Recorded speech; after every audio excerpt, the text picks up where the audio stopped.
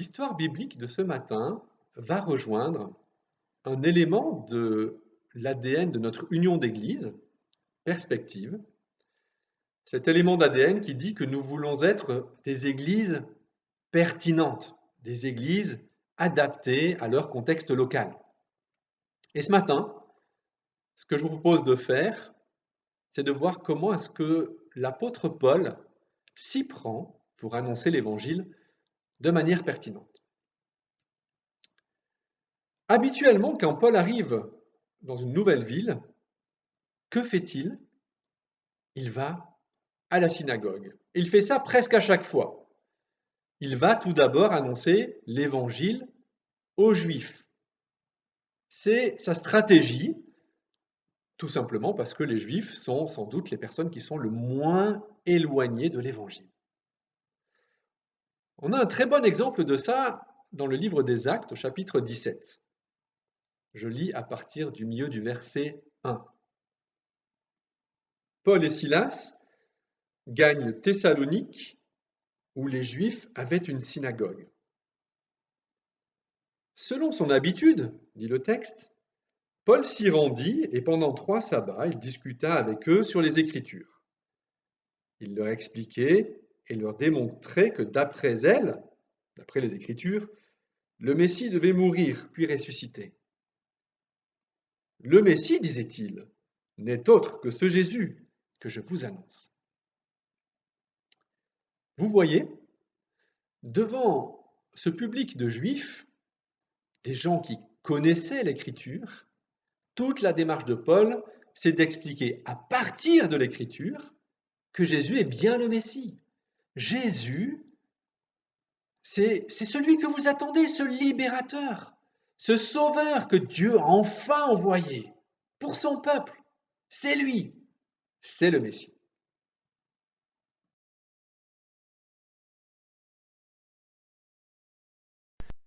Dans ce même chapitre d'Acte 17, Paul arrive maintenant à Athènes et là, il va se retrouver devant un tout autre public, un public non juif, un public païen. Et là, on voit que Paul va présenter l'évangile d'une manière toute différente. Voyons ce qui se passe. Je lis maintenant à partir du verset 16. Pendant qu'il attendait ses compagnons à Athènes, Paul bouillait d'indignation en voyant combien cette ville était remplie d'idoles. Il discutait donc à la synagogue avec les Juifs et les païens convertis au judaïsme, et chaque jour, sur la place publique, avec tous ceux qu'il rencontrait.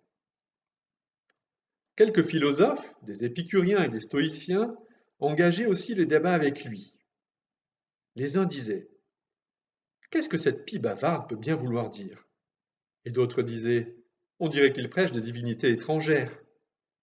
En effet, Paul annonçait la bonne nouvelle de Jésus et de la résurrection. Pour finir, ils l'emmenèrent et le conduisirent devant l'Aréopage. Pouvons-nous savoir, lui dirent-ils, en quoi consiste ce nouvel enseignement dont tu parles? Les propos que tu tiens sonnent de façon bien étrange à nos oreilles. Nous désirons savoir ce qu'ils veulent dire. Il se trouve en effet que tous les Athéniens et les étrangers qui résidaient dans leur ville passaient le plus clair de leur temps à dire ou à écouter les dernières nouvelles. Alors, Paul se leva au milieu de l'Aréopage et dit: Athéniens, je vois que vous êtes à tous égards extrêmement soucieux d'honorer les divinités. En effet, en parcourant les rues de votre ville et en examinant vos monuments sacrés, j'ai même découvert un autel qui porte cette inscription: à un Dieu inconnu. Ce que vous révérez ainsi sans le connaître, je viens vous l'annoncer. Dieu, qui a créé l'univers et tout ce qui s'y trouve, et qui est le Seigneur du ciel et de la terre, n'habite pas dans des temples bâtis de mains d'hommes. Il n'a pas besoin non plus d'être servi par des mains humaines, comme s'il lui manquait quelque chose.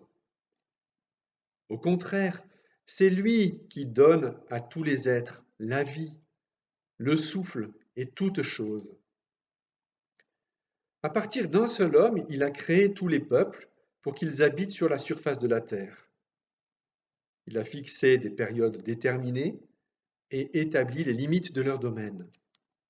Par tout cela, Dieu invitait les hommes à le chercher et à le trouver, peut-être comme un tâton, lui qui n'est pas loin de chacun de nous. En effet, c'est en lui que nous avons la vie, le mouvement et l'être, comme l'ont aussi affirmé certains de vos poètes, car nous sommes ses enfants. Ainsi, puisque nous sommes ses enfants, nous ne devons pas imaginer la moindre ressemblance entre la divinité et ces idoles en or, en argent ou en marbre que peuvent produire l'art ou l'imagination des hommes. Or, Dieu ne tient plus compte des temps où les hommes ne le connaissaient pas. Aujourd'hui, il leur annonce à tous et partout qu'ils doivent changer, car il a fixé un jour où il jugera le monde entier en toute justice par un homme qu'il a désigné pour cela, ce dont il a donné à tous une preuve certaine en le ressuscitant d'entre les morts. Lorsqu'ils entendirent parler de résurrection des morts, les uns se moquèrent de Paul et les autres lui dirent: Nous t'écouterons là-dessus une autre fois. C'est ainsi que Paul se retira de leur assemblée. Cependant, quelques auditeurs se joignirent à lui et devinrent croyants, en particulier Denis, un membre de l'Aréopage, une femme nommée Damaris, et d'autres avec eux.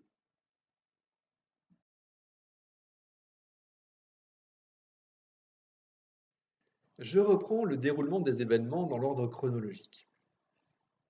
Tout d'abord, comme d'habitude, Paul va à la synagogue. Et puis rapidement, il rencontre d'autres personnes curieuses. Cette fois, ce sont des philosophes. Et c'est comme ça qu'il se retrouve devant l'Aréopage, qui est le grand conseil de la ville d'Athènes. Et là, devant cet Aréopage, il n'y a que des gens qui ne connaissent rien à la foi juive, et encore moins, évidemment, à la foi chrétienne. Et là, Paul va avoir une démarche tout autre que celle qu'il a eue à la synagogue. L'angle d'attaque de Paul, c'est de rejoindre ces gens dans leur croyance à eux. Verset 22. Athéniens, je vois que vous êtes à tous égards extrêmement soucieux d'honorer les divinités. Alors moi, je trouve ça vraiment très fort de la part de Paul. On pourrait dire, Paul relève peut-être le seul truc positif de la spiritualité de ces païens. Et puis rapidement, Paul prend une direction un peu étrange avec cette histoire d'autel qui est dédié à un Dieu inconnu. J'explique en 2 mots de quoi il s'agit. Chez les Grecs, il y avait tellement de dieux, plusieurs centaines. Pour vous dire, j'ai trouvé une page Wikipédia sur laquelle il y avait 700 noms de dieux grecs recensés. Évidemment, ils ne sont pas tous là. Il y en a tout plein qui ne sont pas arrivés jusqu'à notre époque. Bref, ces Grecs avaient tellement de dieux qu'ils avaient peur d'en oublier. Et surtout, ils avaient peur qu'un de ces dieux oubliés se sente offensé. Et c'est pour ça qu'ils construisent cet autel pour tous ces dieux qui éventuellement ils auraient oubliés à un Dieu inconnu, en espérant de cette manière que ce Dieu les laisserait tranquilles. Et là où on est vraiment surpris par l'attitude de Paul, c'est que Paul leur dit, mais moi, je viens vous annoncer votre Dieu inconnu. Verset 23, ce que vous révérez ainsi sans le connaître, je viens vous l'annoncer. Je trouve ça très gonflé de la part de Paul de dire que finalement, ce Dieu qu'il annonce, c'est le Dieu inconnu de ces Grecs.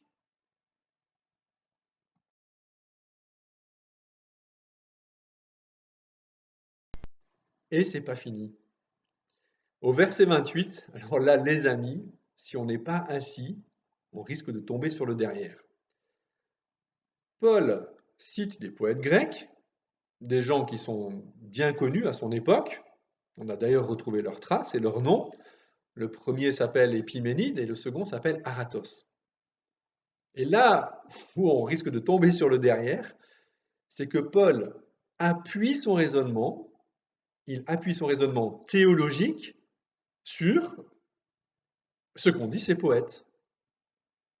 Un de ces poètes a dit: nous sommes ses enfants, les enfants de la divinité, et Paul embraye au verset 29: ainsi, puisque nous sommes ses enfants, on ne peut donc pas imaginer la moindre ressemblance entre la divinité et ces idoles que vous fabriquez, ces idoles qui sont en or, en marbre ou en argent, des trucs que vous avez fait fabriquer de vos mains, qui sortent de votre imagination.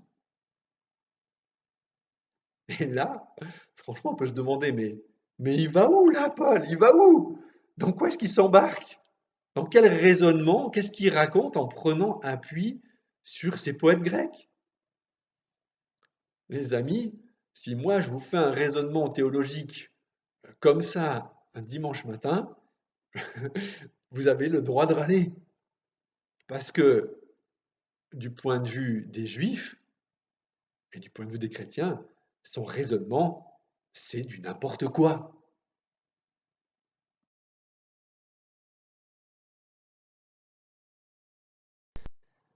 Pourquoi est-ce que Paul fait ça? Ce n'est pas du n'importe quoi. Paul n'a qu'un seul objectif. Il veut rejoindre les gens à qui il parle. Paul veut présenter l'évangile à partir de ce que ces gens connaissent. Et il n'hésite pas à chambouler complètement sa manière habituelle de faire. Il veut que ça colle à ce que ces gens-là comprennent.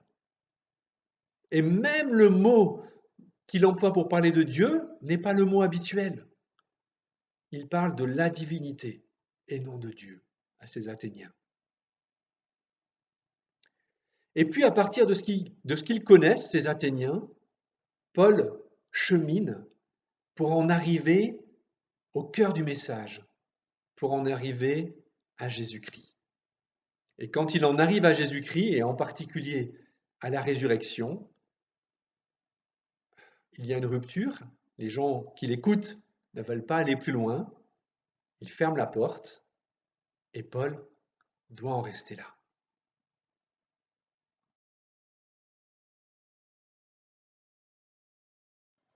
Moralité de cette histoire, il est légitime d'adapter notre présentation de l'Évangile au public qui est devant nous. C'est exactement ce que fait Paul. Il est légitime d'adapter notre présentation de l'Évangile à notre contexte, à notre époque, à notre région, pour être pertinent. Attention, cependant, il est légitime d'adapter la forme et non le fond. Il n'est pas légitime d'adapter le contenu de l'Évangile, évidemment pas. Le contenu de l'Évangile est toujours le même, depuis 2000 ans, et il n'est pas question de changer quoi que ce soit à l'Évangile de Jésus-Christ. Nous prêchons Jésus-Christ, et nous prêchons Jésus-Christ crucifié. Et ce message est folie pour le monde. Et il n'est pas question de rendre cette folie plus douce. Par contre, quand on adapte la forme et non le fond, on veille à ne pas rajouter des barrières inutiles. Si quelqu'un refuse l'évangile parce qu'il a très bien compris le message et qu'il n'en veut pas, j'allais dire c'est une affaire entre lui et Dieu. Mais si quelqu'un refuse l'évangile parce que moi je n'ai pas su ou je n'ai pas pu lui expliquer ce message de manière pertinente, alors là, les amis, c'est une affaire qui me concerne moi.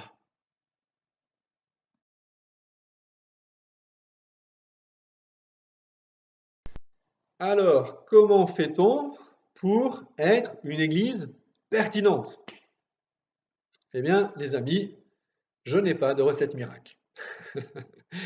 Mais tout ce que nous vivons en église, nous pouvons essayer de le vivre de manière pertinente. Par exemple, notre édification, l'enseignement. C'est un vrai travail de rendre un message clair pour aujourd'hui alors qu'il date de 2000 ans. C'est du travail. C'est du travail pour les prédicateurs, mais pas seulement. C'est du travail aussi pour les moniteurs d'école du dimanche. C'est du travail dans ce que vous vivez en petits groupes. C'est du travail quand vous discutez avec vos voisins. Notre adoration, elle aussi, elle devrait être pertinente. Moi, je crois que si notre adoration est pertinente, même quelqu'un qui n'est pas encore chrétien va être interpellé. Il ne va pas tout comprendre dans notre adoration. Peut-être même qu'il va être juste spectateur au lieu d'être acteur, mais il pourra se rendre compte que dans notre adoration, on veut rencontrer Dieu personnellement. Et ça, c'est très fort. Notre service, comment est-ce qu'on fait pour qu'il soit pertinent? Notre service pour notre région. Alors, je n'ai pas toutes les réponses, mais peut-être que la moindre des choses, c'est déjà de prendre notre place dans le tissu associatif de la ville ou du village. Et notre proclamation, notre évangélisation, comment est-ce qu'elle est pertinente? Eh bien, on s'adapte. Vous avez peut-être remarqué qu'aujourd'hui, on ne fait plus des grandes campagnes d'évangélisation comme c'était le cas à l'époque de Billy Graham. Alors, c'était génial à l'époque, ça a apporté énormément de fruits, c'était une immense bénédiction, mais on constate qu'aujourd'hui, ça ne marche plus bien quand c'est un inconnu qui parle à des inconnus. Aujourd'hui, notre évangélisation, pour qu'elle soit pertinente, elle passe dans les relations, dans nos relations. Quand on établit la confiance avec nos amis et qu'on fait un bout de chemin avec eux.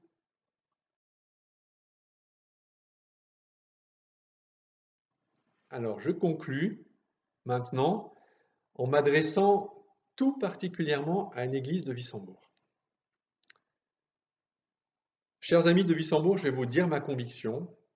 Je crois que Dieu nous attend tout particulièrement sur ce terrain de la pertinence. Je crois que Dieu attend de nous, d'une manière toute particulière, que nous soyons pertinents, que nous soyons adaptés à notre contexte. Je crois que Dieu nous confie cette mission de manière particulière, peut-être de manière plus forte que les églises qui sont autour de nous. Avec ce qu'on est aujourd'hui, avec notre histoire, ma conviction, c'est que Dieu nous attend vraiment sur ce terrain-là. Parce que on a les capacités de le faire. Et parce que on a sur le cœur de rejoindre nos contemporains. Et j'aimerais qu'on soit tous comme l'apôtre Paul, qui disait, je me fais tout à tous, je m'adapte, je me fais tout à tous afin d'en conduire au moins quelques-uns au salut par tous les moyens. C'est ma prière pour notre Église. Mettons toute notre énergie, toutes nos idées pour être une Église pertinente. Une Église pour aujourd'hui. Une Église pour notre région. Une Église au cœur de la ville. Une Église qui n'existe pas d'abord pour elle-même, mais pour le monde.